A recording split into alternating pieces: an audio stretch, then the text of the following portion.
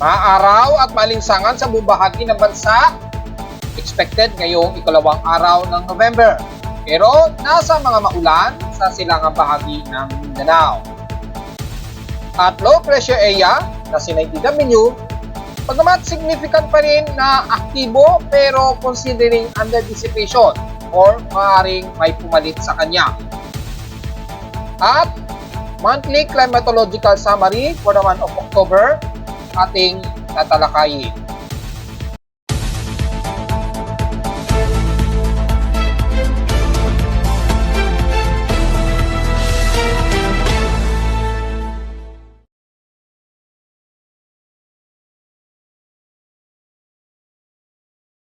Hello, magandang tanghali mga folks. Welcome po muli sa ating Daily Weather Bulletin at Analysis para sa ikalawang araw ng November 2024. Ang oras nating boswet ngayong tanghali ay alas 11:48 na ng magtatanghaling tapat. Well, wala tayong masyadong ganap kundi studies lamang at mga isolated na mga pag-ulan lamang ang inaasahan natin ngayong araw o ikalawang araw ng November. Dahil wala na po tayong inaasahang sama ng panahon na binabantayan, bagamat merong low pressure pa rin tayong under monitoring.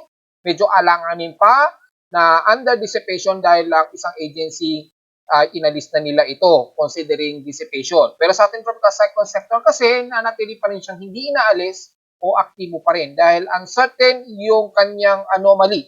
Binabase na lang kasi nito yung anomaly kaya nanatili siyang aktibo. Hanggat mataas kasi anomaly, nanatiling nasa under observation siya as 90W hanggang ngayon. So, well, tingnan natin. Pero sa ngayon, considering dissipated, pero maaring considering as red development kasi nanatiling may trough pa rin dito sa silangan pa rin eh. Nagkakaroon pa rin siya ng Coriolis circulation. So, antay-antay na lamang mga folks. Sa ngayon, ang ating lagay na panahon, maaraw ngayon, maalinsangan. So, sa mga patuloy pa rin na bumibisita, nagpapalagana pa rin ng araw ng Todos los Santos para sa araw na ito magdala po ng payong dahil asahan pa rin na maaraw at mainit ang ating temperatura ngayon at hindi masyado maulap. Maliban na lamang sa iba't ibang bahagi ng bansa na medyo may mga accumulated water vapor na kasalukuyang inuulan gaya na lamang sa silangan ng Mindanao. So sa ating lightning detection system, merong 77 lightning strikes pero kanamitan ay malayo naman ito sa may bandang kaluran which is kung nasaan yung hatak pa rin sa ilang southwesterlies inflow. Sumasalubong siya ngayon sa northeasterly surface wind flow pero malayo ito sa bahagi pa niya ng Luzon. Ngayon pa lang nagsisimula, bumababa yung northeasterly surface wind flow, yung ating hangin amihan. So asahan natin mula ngayong araw unti-unting bababa na uli yung hanging amihan. Bagamat mas malakas pa ang daloy ng easterly surface wind flow kaya mas mainit pa rin o humid ang ating nararamdaman. So bukod sa lightning strikes, may ilang mga pagkulog at pagkilat dyan sa bahagi ng Surigao del Norte, ilang pati dyan sa may bandang Lubang Island. So kung inuulan kayo dyan, ingat na lamang just in case at para wag magtamaan ng pagkidlat. Wala naman tayong nakataas na lightning detection system dito sa ating lightning monitoring, hindi masyado aktibo, so wala tayong masyadong ganap. Diretso agad tayo sa ating overcast and gloomy, haze, at few clouds lamang umiiral dito sa amin sa Caloocan base sa aming current conditions ngayon dito, so makikita sa live CCTV snapshots. Bagamat medyo hazy, pero maaraw at mainit ang ating temperatura na sumisikat-sikat pa rin ang tinding sikat ng araw. Sa ating lowest temperature, itala sa amin, sa Caloocan, mula kaninang 4:54 AM, nakapagtala kami ng lowest of 26 degrees Celsius. Kahapon, nakapagtala kami ng pinakamataas na 30.6 degrees Celsius. Kahapon ito ng umaga at 10:40 AM. So, medyo maalinsangan na naman. Meaning, medyo tumataas ulit ang aming heat index at 45.7 degrees Celsius ang aming init pandama. Pero kung tatabi natin sa peak extremes in past 24 hours, nangunguna ang Catbalogan sa may bandang Sama region ay nasa 35 degrees Celsius o 35.1 degrees Celsius to be exact ang kinalang pinakamataas na temperatura sa bansa. At sa lowest temperature naman sa Baguio City, 17.6 degrees Celsius na almost stationary lamang. Sa inulan ng Davao City Airport pa rin, inulan ng at least 33 millimeters ang pag-ulan. So may mga isolated rain showers. na magaganap. Kahapon, nagkaroon kami ng isolated rain showers, mabot ng 6.6 mm mga kinahaponan na yun o kinagabihan kahapon. Biglang unulan kami ng 6.6 mm na isolated rain showers. Well, in-expect natin na magiging ganyan na magiging panahon natin mga folks dahil nga po sa umiiral na easterly trade wind. So, in past 7 days ay 29.4 mm lamang ang total rainfall namin. So, ito ang may tuturing na pinakaunang ulan namin for the month of November 2024. Outside humidity, 76%. Bumaba ito ng 4% since last hour. So, medyo mataas ang atmospheric pressure sa 1,011 hectopascals pero mabagal itong bumababa since last hour. So, mataas na naman ang atmospheric. So, ibig sabihin lamang medyo dry na naman tayo. Nangunguna lang ang medyo humid. High tide and low tide status, may 3 hours and 20 minutes pa to minimum low. So, mamayang hapon pa yan, mga 3:14 p.m. So, tingnan natin kung matindi pa ba ang pag-alon. Silipin agad natin mula dito sa Global Forecast Assessment Monitoring natin in significant wave height. So, kung titingnan natin yung wave height ay kalmado na po ang nakikitaan natin dito. So, ngayong hapon medyo umu-okay na po ang halos sa buong bahagi ng bansa. Pero medyo maliban lamang sa may bandang extreme no Luzon na medyo naglalaro pa sa 1.25 meters ang pag-alon. At tingnan na lamang ng mga mangisa natin kung hindi masyado malakas ang alon or mataas ang swelling dahil nga po sa umiiral na northeasterlies sa southwest wind flow na bumababa ngayon sa may bandang Taiwan habang lumalayo itong bagyong dating bagyong Leon. So yung northeasterly southwest wind flow bumabawi na po at bumababa na po papuntang Timog Kanluran. So, kung hindi naman masyado matinding pag-alon, pwede naman po kayo pumalaot. Pero pag alam ninyong medyo mataas ang swelling ng karagatan, medyo restraint po muna kayo sa paglalayag. Pero sa nalalabi ng buong bahagi ng bansa, ay okay naman, wala naman magiging problema sa mga papalaot ngayong maghapon. So, medyo moderate din ang ating air quality. Nasa air concentration of 28.88 micrograms per cubic meter.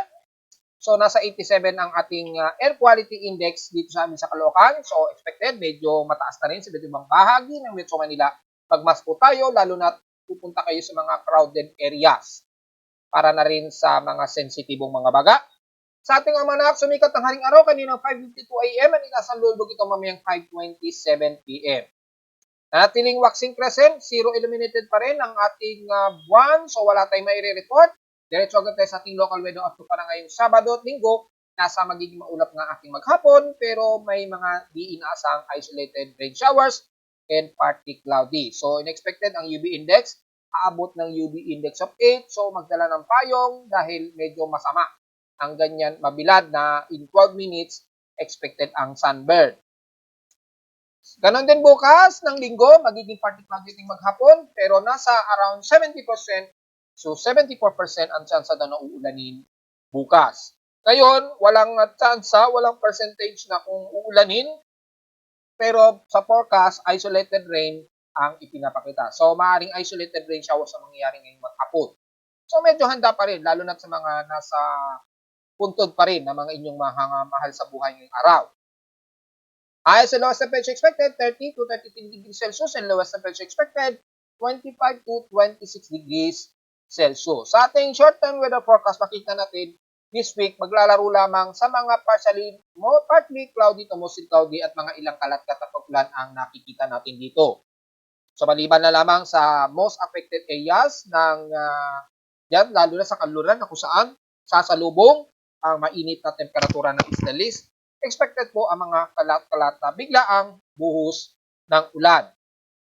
So, diretso agad tayo sa ating ginagamit na satellite imagery. Makikita po dito sa ating map, sa near real-time animation map, halos walang masyadong kaulapan na nakikitaan tayo dito sa bahagi nga po ng Pilipinas, lalo na sa Northern Luzon hanggang Southern Luzon at Visayas. So, expected po ang easterlies na sumasalubong dito since kahapon na ating unang inireport.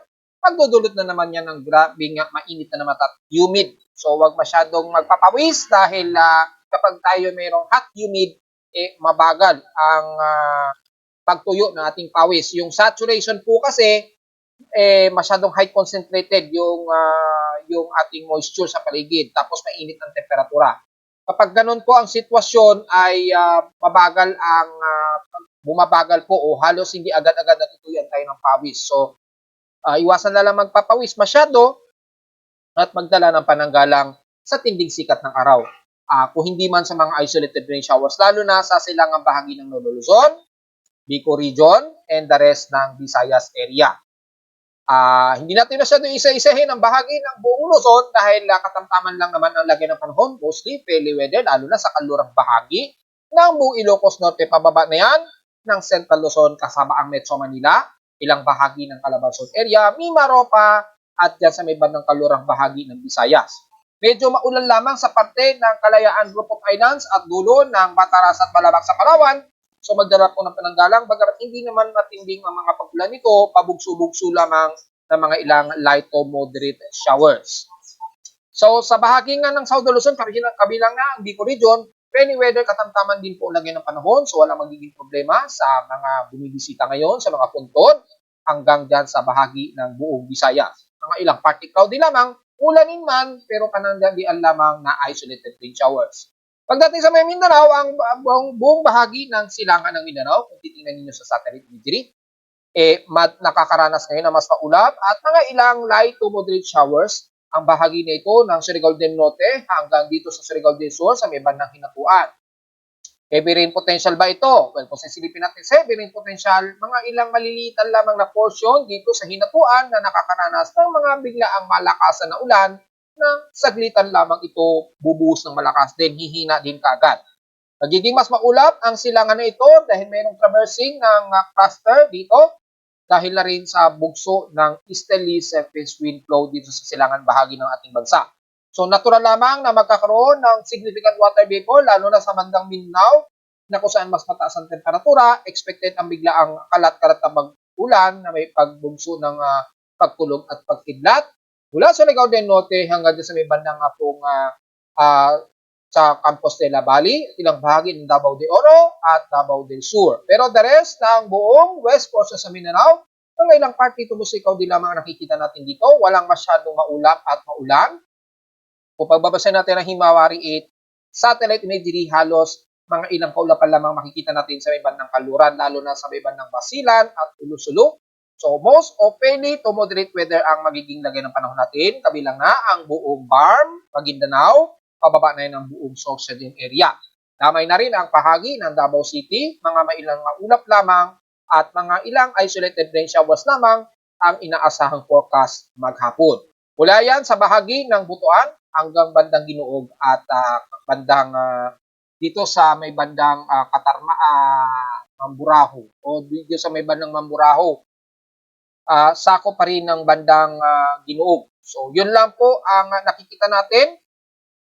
Kabilang na ang bahagi ng Butuan City kasama na ang hanggang Nasipit. Pababa na po yan ng Malay-Balay, Bukidnon and the rest ng Davao del Norte area. Magiging maulap lamang dyan. Kitang-kita naman sa ating satellite imagery at sa Himawari 8 satellite imagery courtesy of Pag-asa. So malinaw naman yan mga folks. Magdala lamang tayo ng mga payong, dahil clusters lamang ang isolated rain shower. So generally ang buong bansa, most open, very to moderate. So asahan po ang maalinsangan at humid din na panahon. Magdala po tayong pananggalang hindi lang sa magiging isolated rain showers, kundi sa mga biglaang buhos ng ulan. So diretso agad tayo sa ating ginagamit na computer-generated tropical cyclone sector. Medyo makulit itong si 90W din na natili pa rin siyang aktibo sa ating tropical cyclone sector, bagamat medyo nagloloko pa rin yung satellite data feed. Dahil nga po sa patuloy pa rin ng mga solar flare at solar radiation, so medyo nagloloko yung mga satellites. Medyo nagkakaroon lang sila ng yung safety precaution ng mga satellites. So medyo nag-off and on sila. Kapag kami malakas na solar flare or radiation na nadedetect ang mga satellites, lalo na ang GOES satellites, nagsha-shutdown muna sila para hindi masira. Kaya may mapapansin kayo, minsan yung ating tropical cyclone sector, biglang nawawala yung data ng binabantay nating low pressure area. Then maya babalik. Ganon din sa ibang active cyclones worldwide. Biglang nawawala yan minsan, then bumabalik. So, konting pasyensya dahil hindi natin maiwasan ang ating kalikasan, lalo na ang space weather. Hindi lang naman sa loob ng mundo minomonitor natin yung lagay ng panahon, meron din sa labas ng ating mundo na lagay naman ng panahon outer space. Lahat naman ito ay galing sa haring araw. So far, ang ating tropical cyclone sector manatiling aktibo, itong CNTW Invest. Natiling walang significant na development sa ngayon, nanatili pa rin nasa low level of development, pero nanatiling medium anomaly yung kanyang low pressure system. Kasi kung titingnan natin yung ulap dito sa paligid niya, nagkakaroon pa rin kasi siya ng Coriolis circulation. Bagamat wala pa rin low level convection tayong nakikitaan. So nagbabase lamang siguro yung satellite calculation sa kanyang Coriolis circulation, yung Coriolis effect. Kasi umiinog yung mundo natin, then nagkakaroon ng outer circulation, medyo sumisil po siya. Pero walang low level convection pa. So napaka very uncertain.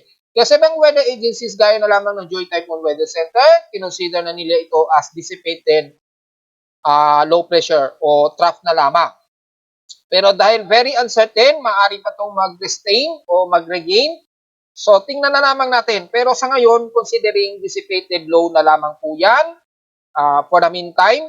At wala namang significant empirical forecast pa na lumabas, maliban lamang nung nakarang araw na according sa huli nating binantayan na empirical track forecast, west-northwest daw ang kilos nito na maaaring pumasok ng ating Philippine Area of Responsibility kung sakaling tuluyan itong maging aktibong low pressure na naman.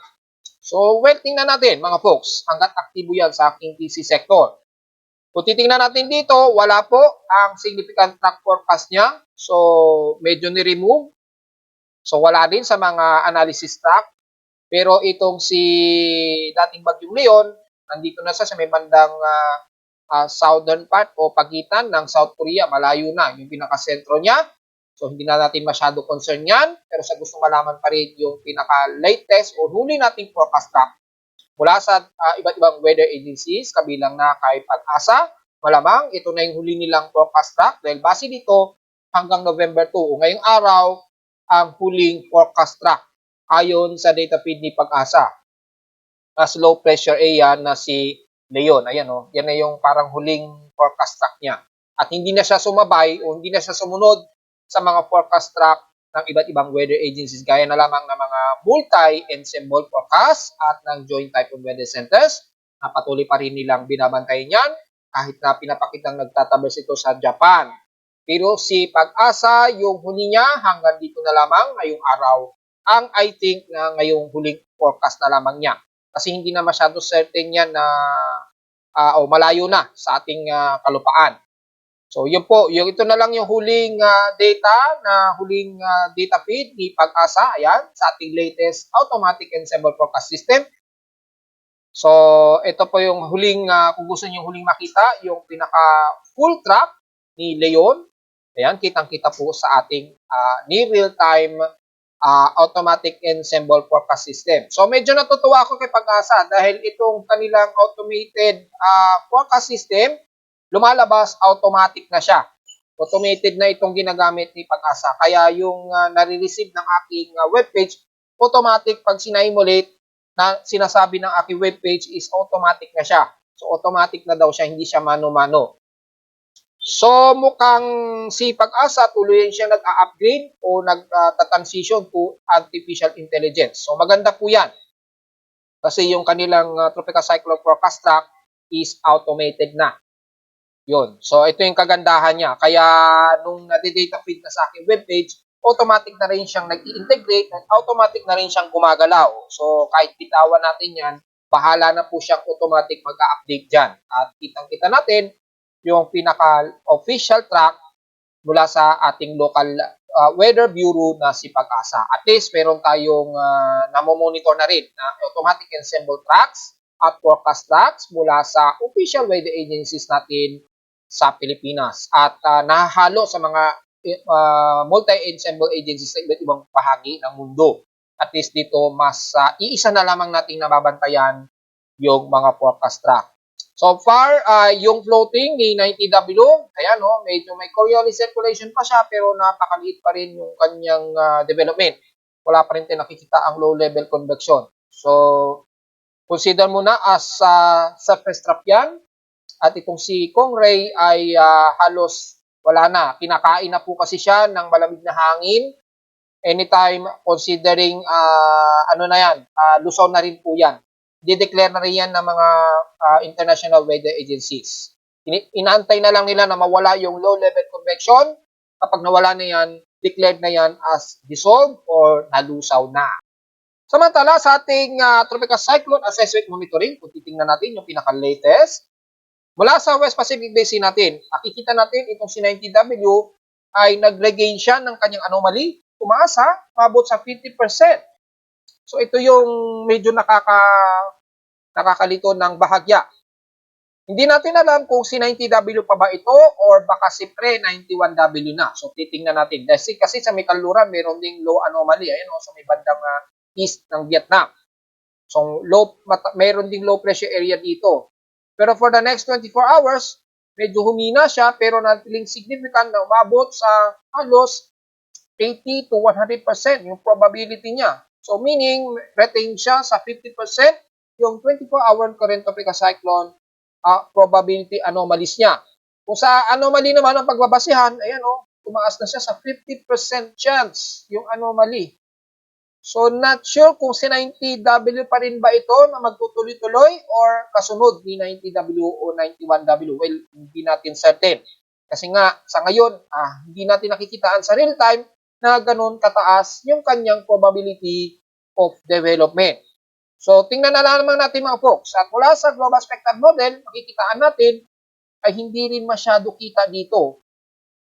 Ayan shallow lang siya, then naging trough at naging trough lamang siya nung pagdating niya ng silangan ng Mindanao. So, dito pa lamang, very not organized rather, yung binabantayan natin si 90W. Kaya mahaba pa rin natin babantayin ito. Pero patayang at least 24 hours para ma-monitor itong si 90W kung tuluyan pa rin itong nakaretain.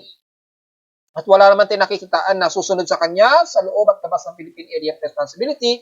Ang malinaw lamang dito, bumabalik na po ang northeasterly surface wind flow o yung hanging abagat. Ayan po. Simula ngayong araw and then by November 3 hanggang 6, November 6, 2024, makikita natin lumakas na po yung daloy ng northeasterly surface wind flow o yung ating hanging habagat. Mararamdaman na dyan sa dulo ng Batanes Group of Islands at ilang bahagi sa extreme Northern Luzon. So, mula ngayong araw yan, mararamdaman na unti-unti bumababa po yung northeasterly surface wind flow. So, simula bukas o mga 4, yan, this coming weekdays, unti-unti nang mararamdaman sa extreme Northern Luzon yung lamig ng simoy ng hangin. Sa mean sea level pressure naman, makikita rin dito habang bumababa yung northeasterly surface wind flow, bumababa rin yung high pressure ridge, yung ridge of high pressure area. Yan. So, makakaranas na naman tayo ng shear line sa mga susunod na araw Probably pagbaba nito, ayan mararamdaman na ng mga taga-extreme Northern Luzon yung lamig na simoy ng hangin. Yan, between bukas yan hanggang November 6 na and onwards. Yung ridge of high pressure area dito, makikita ninyo dito, ayan So magkakaroon na naman tayo ng ridge dito. By November 6 o November 7, magkakaroon na tayo ng shear line na naman dyan. Yung shear line na sasalubong sa medyo mainit na hangin mula sa easterly surface wind flow at yung malamig na hangin naman sa itaas. So magkakaroon na naman tayo ng shear line dyan sa pagitan na yan, So, madalas, probably siguro mga bukas or by Monday or Tuesday. Lalabas na yun sa mga report ni Pag-asa na magkakaroon na tayo ng shear line dyan. Babalita yan. Yan, kasi magsasalubungan na po yung malamig at mainit na hangin mula sa easterly sa mga susunod na araw. Malinaw lamang na bumababa na po yung ating amihan. So, dyan na talaga, mararamdaman na natin ang pinaka-amihan. Hindi yung mga nakaraang linggo na may mga kumakalat na sinasabi nila, this week, babalik na yung amihan. Pero magugulat kayo, wala pa rin. So, kaya, kung mapapansin nyo sa aking mga report ng mga nakaraan, wala kayong naririnig na magkakaroon na tayo ng amihan. Wala pa po. Usually, taloy lamang ng northeasterly surface wind flow. Yun lamang ang nakikita natin, nire-report natin noong nakarang linggo. Pero hindi ko pa binabanggit yung talagang amihan. Nitong week pa lamang na darating, na unti-unting magpaparamdam na po ang hanging amihan. At ito na nga po ang shear line na makikita natin. This coming weekdays na po yan. Mararamdaman yung shear line na yan. Yan. Typically, ang mga taga-extreme Northern Luzon makakaramdam yan. So, expected po ha, na medyo magiging maulan dyan ha. Magkakaroon ng mga drizzle, tapos medyo mahamog. Yan. Kasi nga po, yung hamog, nagdudulot yan kapag nagkasalpukan yung mainit at malamig. Dulot po ng shear line development. Kaya sa pagitan ng shear line na yan, medyo mas mahamog yan sa area na yan. So, medyo chilling yan, lalo na sa gabi, malamig yan. So, medyo at least may idea na po mga kababayan natin, just in case. Mga this coming week po, talaga mararamdaman na po yung northeasterly surface wind flow o yung hanging amihan na talaga na mararamdaman. So, yun lamang po. Pero yung binabantay nating mga low pressure area, maging C90W, halos insignificant ang makikita. So, walang masyadong nakikita rito. Sa ating surface mean winds, kung sisilipin natin, medyo magalaw yung webpage yun, nakakalikot. Ayan, yung ating wind shear, kung probable siya, malawak po yung kanyang yung favorable wind shear sa buong Pilipinas. Pero dahil sa epekto lamang ng high pressure area, kitang-kita naman po yung steering wind nagkakaroon ng pagpigil sa ibang development ng mga low pressure area, kaya na lamang itong E90W. Pero mataas pa rin yung cyclonic circulation niya. Bagamat disorganized, nasa at least 18 kilometers per hour yung medyo circulation nitong C90W. Ayan, kaya very uncertain. Kung papapansin niyo, parang korteng multo pa ata ito. Ayan, drawing natin. So, parang ghosty na nakangiti. So, parang nakiki-Halloween itong wind shear natin. Ayan, parang si Ghosty. O, di ba? Parang nakiki-Halloween pa itong C90W. Mapapansin sa pinaka-wind shear niya, naghuhugis multo yung kanyang pinaka-favorable wind shear circulation. Kasabay ng Coriolis circulation. So, belated Happy Halloween sa mga kababayan natin, lalo na dyan sa bahagi ng South of Guam at ng Palau. Then, nakikimulto itong C90W. Bagamat medyo favorable, napaka-insignificant pa ninyong kanyang development. Pagbabasin natin yung kanyang convergence, yan, medyo kalat pa po o medyo buhaghag pa yung kanyang convergence. Kaya wala tayong nakikita na low level convection. Pero yung upper wind niya, during circulation o yung Coriolis circulation, medyo mataas pa, at least mga 18 to 22 kilometers per hour pa. So, kaya hindi pa talaga basta-basta inaalis ng mga tropical cyclone sectors natin. And then, medyo may convergence dito, nagkakaroon ng low pressure development dito sa may bandang silangan ng Vietnam. Kaya nagkakaroon ng mataas na anomaly. Kung titingnan natin muli sa ating West Pacific Basin ng current tropical cyclone anomaly niya. So, medyo naglalaro-laro pa yung pinaka-low pressure area. So, considering, binabantayin pa rin natin yan mga folks. Pero kung mga computer models ang pagbabasihan, medyo may mga kasunod kay 90W pero malayo ito.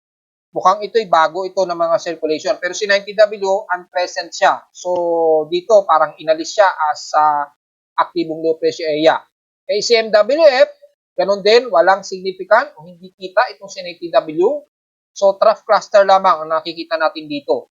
Yan. So, habang nagre-develop yung northeasterly surface wind flow, wala po tayong inaasahan na sama ng panahon. Expectancy niya ay hanggang November 16. So, yun din ang pinapakita dito na forecast. Hindi nakikita na may development itong si 90W. Kay NAVGEM naman, ganun din. So, meaning, mataas ang confidence ng mga computer models na itong si 90W ay considering dissipated na po. Pero magkakaiba po kasi lumalabas na mga monitoring, so uncertain, kaya sinasabi natin posibleng mag-retain siya. Ganun din ang sinabi ko sa Facebook page.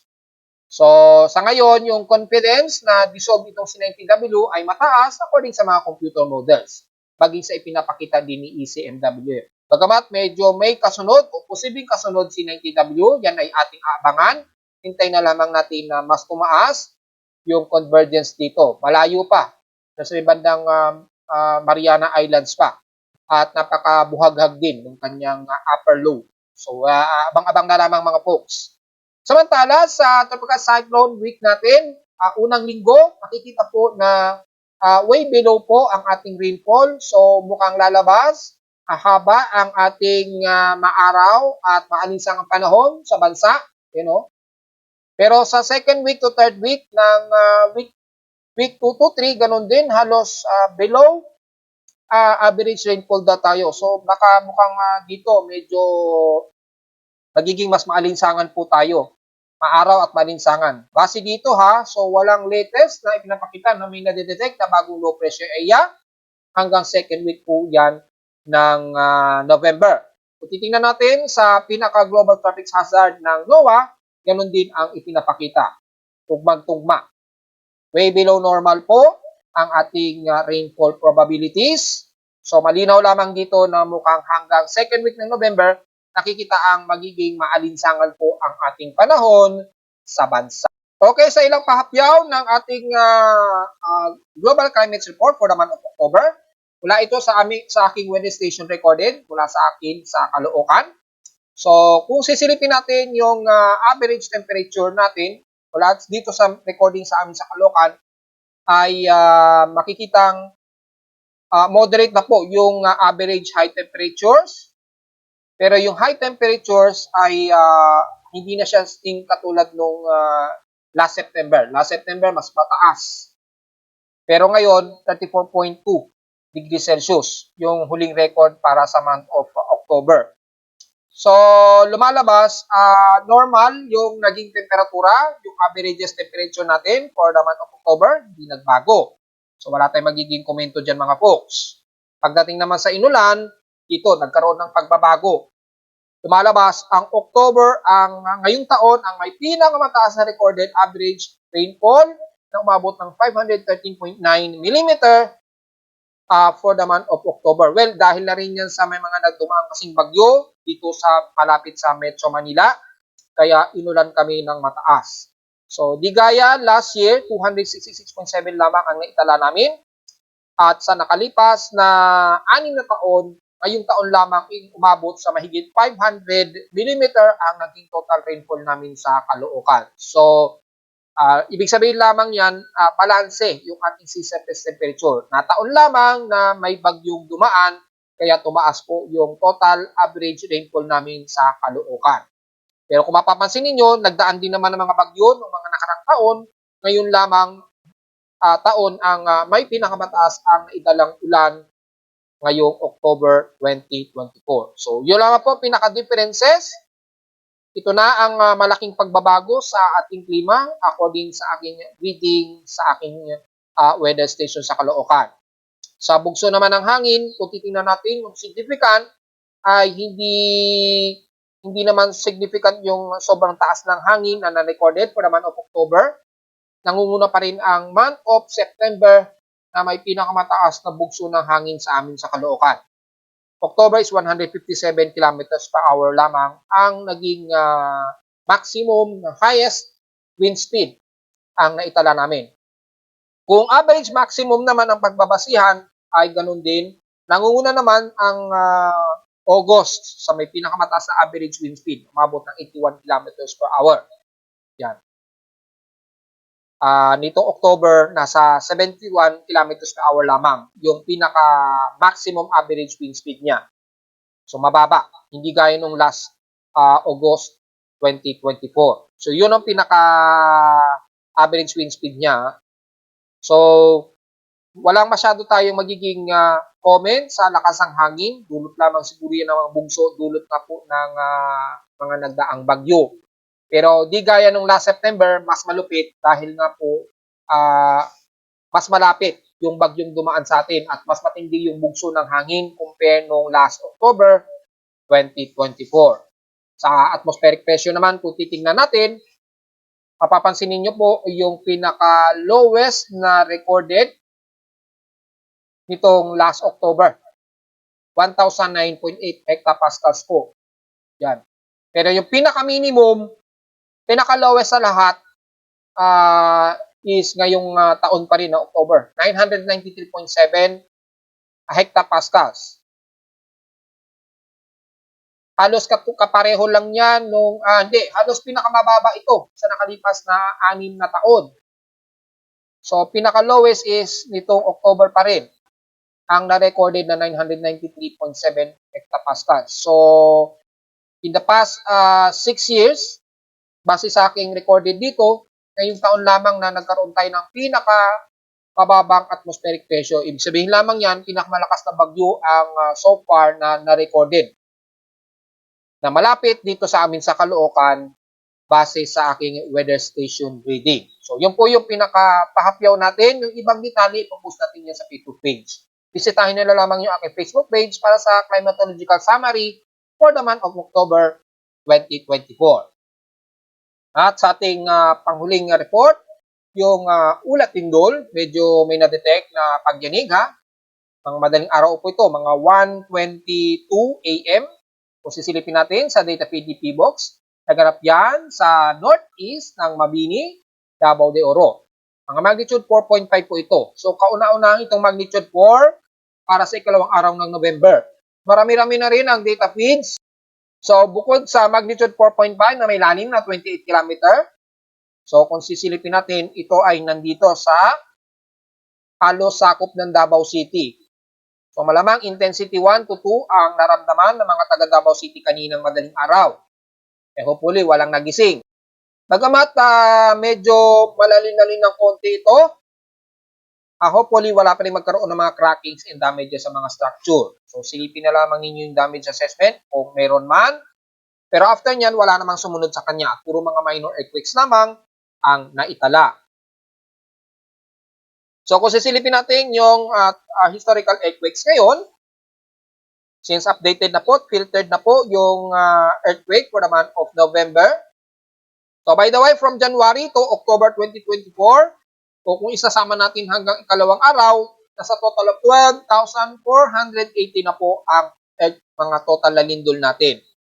Kasalukuyan tayong mayroong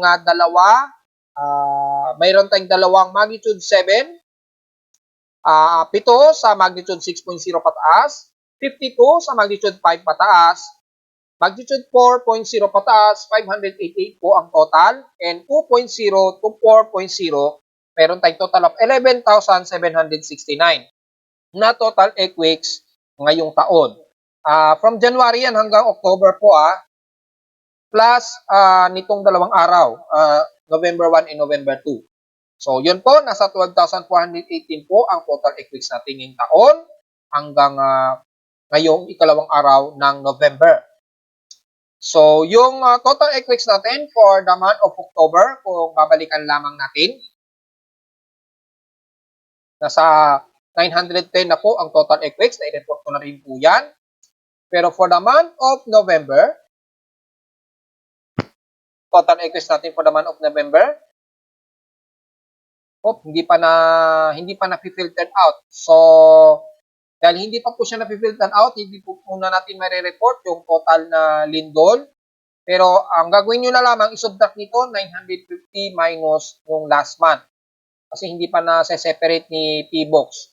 Malamang under vacation pa yung gumagawa niyan. So, 950 minus 910, lumalabas, nasa 40 total earthquakes na po tayo for the month of November 2024. So, mga 40 earthquakes na po tayo. Yun. So, mga nakaka-40, mahigit na tayo na lindol for the month of November 2024. At narito naman ating 3-day 20 weather forecast para sa ikalawang araw ng November 2024.